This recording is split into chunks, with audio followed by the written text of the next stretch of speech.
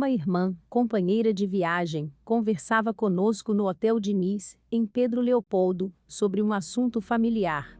De uma feita, foi obrigada a dizer a verdade nua e crua a uma parenta, como uma advertência ao seu mau gênio, e por haver incidido num erro grave. Delicadamente, contrariamos seu ponto de vista afirmando-lhe que ninguém ensina ferindo, como nos lembra André Luiz num de seus poemas de agenda cristã. A irmã considerou-se vencida, mas não convencida. Fomos à casa do irmão André, onde o querido Chico nos esperava.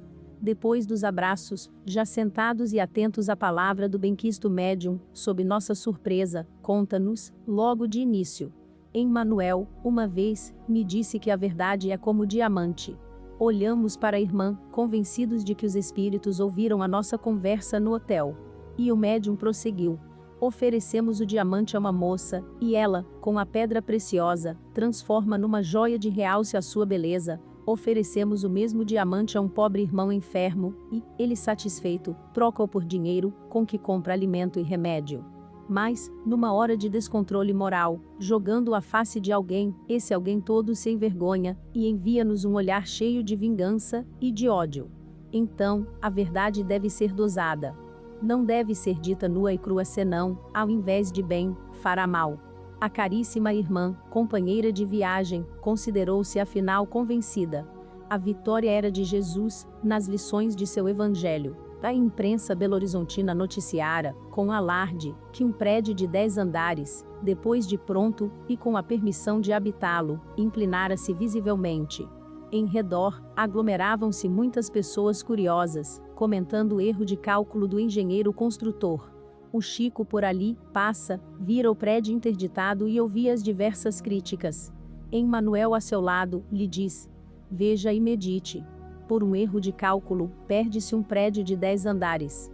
Também em nossa existência, por um erro, consequente da falta de oração e vigilância, inclinamos, tombamos, inutilizando muitos séculos de nosso edifício espírita. Um irmão, que fumava 100 cigarros por dia, pediu um conselho ao espírito de Emmanuel sobre o hábito pernicioso a que se entregava, e o mentor espiritual atendeu, exclamando: melhoremos a nós mesmos, meu filho.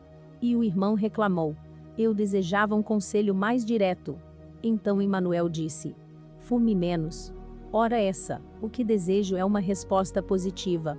Respondeu o irmão. Então Emmanuel endereçou-lhe as seguintes palavras: meu amigo, entre fumar e não fumar, é melhor não fumar.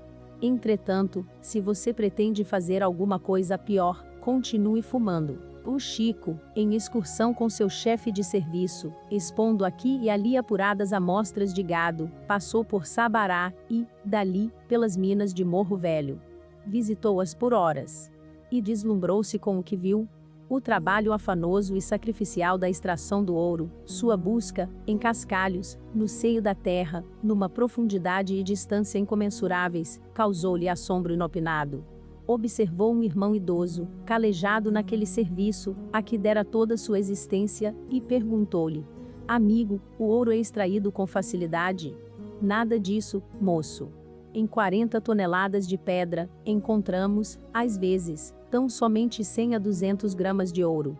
E Emmanuel, que tudo ouvia, comentou: assim, Chico, sucede na vida. Precisamos, quase sempre, de 40 toneladas de aborrecimentos bem suportados, para obtermos 100 a 200 gramas de conhecimentos e experiência. Na sua profissão de serventuário público, o Chico, certa vez, foi visitar um companheiro, que residia a alguns quilômetros além de Pedro Leopoldo. O companheiro, intempestivamente, o recebe com 2 pedras na mão. Xinga-o a valer. E, quando Chico tentava responder, delicadamente, Emmanuel intervém, dizendo-lhe: não diga nada, exemplifique a própria fé, suportando-lhe a injustiça e os desabafos. Ele sofre do fígado, e há dias que vem sentindo cólicas hepáticas. Não revide a insultos e exacerbações. Ele precisa exteriorizar os venenos que lhe estão na alma e no corpo, e, você, dilimar-se, apurar-se e burilar-se, silenciando. E com um sorriso doce, o bondoso mentor rematou o assunto com esta pergunta: ademais, que seria da pedra sem o martelo? Num domingo em que estava de plantão no estabelecimento do qual é empregado, Chico levantara-se cedo e foi a pé para seu escritório. Ao passar, às 7 horas da manhã, defronte de um bar, admirou-se por ver, tão cedo, um grupo de rapazes jogando bilhar. Na hora do almoço, os mesmos rapazes jogavam bilhar. De tarde, às 17 horas, veio para jantar e, de volta, reparou que o mesmo grupo ali estava, no bar, carambolando. Por fim, às 22 horas, ao regressar a casa, acabada sua tarefa, passou de novo pelo mesmo local e, surpreso, verificou que o mesmo conjunto de jovens ali estava ainda no mesmo entretenimento. Exclamou consigo mesmo: meu Deus, será possível que vejo? Tenho tanto trabalho, não me sobra tempo para perdê-lo. No entanto, esses moços atravessaram o dia inteiro em passatempo inútil. De imediato, porém, ouviu a palavra de Emmanuel, a dizer-lhe: o bilhar também é uma criação de Deus. Detém os espíritos para que não sigam o caminho das trevas. Enquanto estes jovens se divertem, não mentalizam crimes, não aumentam as próprias faltas, e nem dão acesso aos pensamentos tenebrosos dos espíritos cristalizados na delinquência. Aprendamos, desse modo, a respeitar a bondade de Deus. O Chico, em certa noite de sessão pública, no Luiz Gonzaga, achava-se muito triste. Um jornal atirara-lhe ao nome acusações descabidas. A maledicência crescera, abundante. Casimiro Cunha, porém, aparece-lhe, sorri com bondade e escreve, tomando-lhe as mãos: homem com pressa no bem, cujo passo não recua, não consegue reparar o cão que ladra na rua. O médium lê e sorri. Consolado, retorna ao serviço da noite e segue para frente. E a quadra ficou valendo por um ensino, podendo ser encontrada no livro Gotas de Luz. Em julho de 1948, o nosso confrade Jacques Aboade, de passagem por Pedro Leopoldo, conversava, ao lado de outros confrades, em companhia do Chico, sobre os trabalhos de aperfeiçoamento da alma. A conversação deu lugar à prece em conjunto.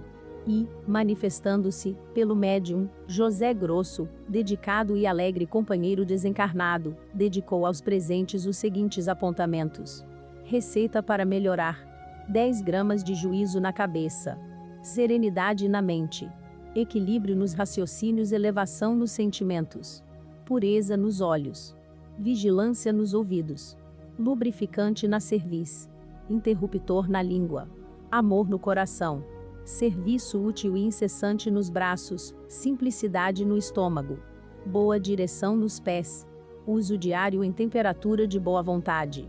Supomos descobrir, neste curioso receituário, excelentes motivos para sorriso e meditação. Um amigo de Belo Horizonte disse, um dia, ao Chico: tenho ido ao Centro Luiz Gonzaga, sempre que me é possível, e, nas preces, tenho rogado a loteria.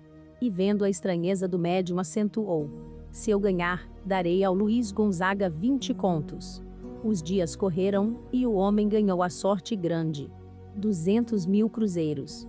Quando isso aconteceu, sumiu de Pedro Leopoldo. Se via o Chico por Belo Horizonte, evitava-lhe a presença. Imaginem só, em minha ingenuidade, prometi uma dádiva a um centro espírita, se melhorasse de sorte. Quanta asneira falamos sem perceber. 14 anos rolaram, e o homem da sorte grande morreu. Passados alguns dias, apareceu, em espírito, numa das sessões do Centro Espírita Luiz Gonzaga. Ei Chico! Chico! Disse ao médium, buscando abraçá-lo, preciso pagar a minha dívida. Estou devendo 20 contos ao Luiz Gonzaga, e vou trazer o dinheiro. Acalme-se, meu amigo, agora é tarde, o câmbio mudou para você. Não se preocupe.